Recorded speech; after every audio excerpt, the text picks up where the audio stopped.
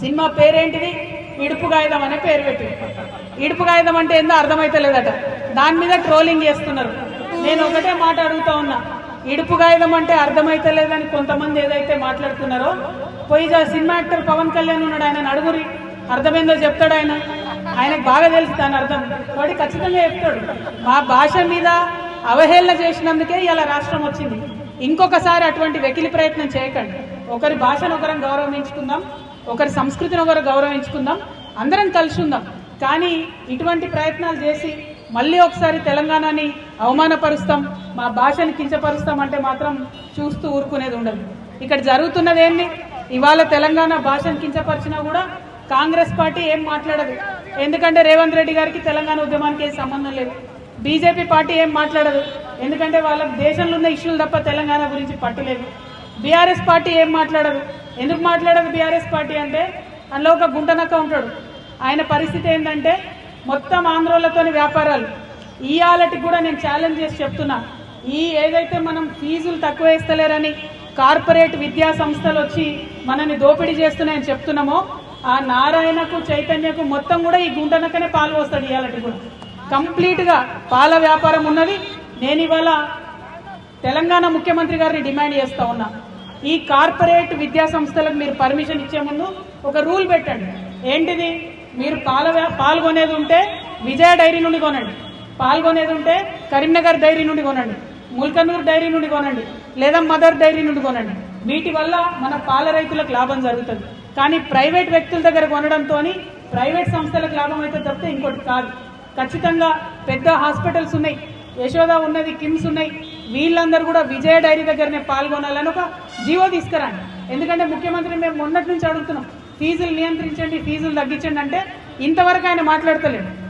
కాబట్టి నారాయణ, చైతన్య, ఈ హాస్పిటల్స్, ఈ మల్లారెడ్డి యూనివర్సిటీలు, వేల మంది స్టూడెంట్స్ ఉన్నటువంటి అందరూ కూడా విజయ డైరీ దగ్గర పాల్గొనాలనే ఆర్డర్ తేవాలని చెప్పి ముఖ్యమంత్రి గారిని నేను డిమాండ్ చేస్తున్నాను. ఎందుకు ఈ మాట అంటున్నామంటే, ఇలా నారాయణ చైతన్య కాలేజ్ ఉంటే వేల మంది బట్టలు ఉతుకుతారు. ఆర్డర్ మాత్రం ఇక్కడ మన రజక సొసైటీలకు రావు, రజక సోదరులకు రావు. వాళ్ళు హెయిర్ కటింగ్ చేస్తారు వేల మంది పిల్లలకు. మన నాయి బ్రాహ్మణ సోదరులకు ఒక్క ఆర్డర్ కూడా రాదు. బోలెడన్ని వేలాది కుర్చీలు కొంటారు, ఒక్క ఆర్డర్ కూడా మన విశ్వకర్మలకు సోదరులకు రాదు. అంటే ఇక్కడ పెడతారు విద్యా సంస్థలు, ఇక్కడ పైసలు సంపాదిస్తారు, మరి ఇక్కడ వాళ్ళకి మాత్రం లాభం లేదు. టీచర్లు కూడా ఇవాళ 80% బయట నుంచి తీసుకొస్తా ఉన్నారు. అది కుదరదు. కేరళ నుంచి, ఆంధ్ర నుంచి, అక్కడిక్కడ నుంచి తీసుకొచ్చి టీచర్ జాబ్లు ఇస్తున్నారు. ఇప్పుడు నార్త్ ఇండియా స్కూళ్ళు వచ్చినాయి, వాళ్ళు నార్త్ ఇండియా నుంచి బాత్రూమ్లు కడిగేటోళ్ళు కూడా తెచ్చుకుంటున్నారు. మరి ఇక లోకల్ వాడు ఏం చేయాలి చెప్పండి? ఖచ్చితంగా ఛత్తీస్గఢ్ నుంచి, బయట దేశాల నుంచి, బయట రాష్ట్రాల నుంచి తీసుకురావడం కాదు, లోకల్ ఎంప్లాయ్మెంట్ కావాలి. మన యొక్క లోకల్స్ యొక్క హక్కుల పరిరక్షణ కోసమే టీఆర్ఎస్ పార్టీ పనిచేస్తుంది. కాబట్టి మేము గల్లా ఎగిరేసి చెప్తున్నాం, ఈ అనకొండలు ఏవైతే ఉన్నాయో, ఏ అనకొండలైతే మన తెలంగాణ ఉద్యమాన్ని అడ్డుకున్నాయో, ఏ కార్పొరేట్ శక్తులైతే ఉన్నాయో వాటికి పాలు పోషిస్తున్నదే మన గుంటనక్క. అందుకే బీఆర్ఎస్ పార్టీ వాళ్ళు ఏం మాట్లాడరు దీని మీద. తెలంగాణను తిట్టినా మాట్లాడరు, తెలంగాణ బొమ్మను మార్చినా మాట్లాడరు, ఎక్కడెక్కడో సినిమా యాక్టర్లు వచ్చి మనల్ని అవమానం చేసినా మాట్లాడరు. వాళ్ళకి ఆ సోయి లేదు. తెలంగాణ ఉద్యమంతో పేగు బంధం తెగిపోయింది. కాబట్టి అలా రక్షణ సేన నుండి ఉద్యమకారులందరినీ కోరుతా ఉన్నాం, మీకోసం ముందుండి మేము పోరాటం చేస్తాం.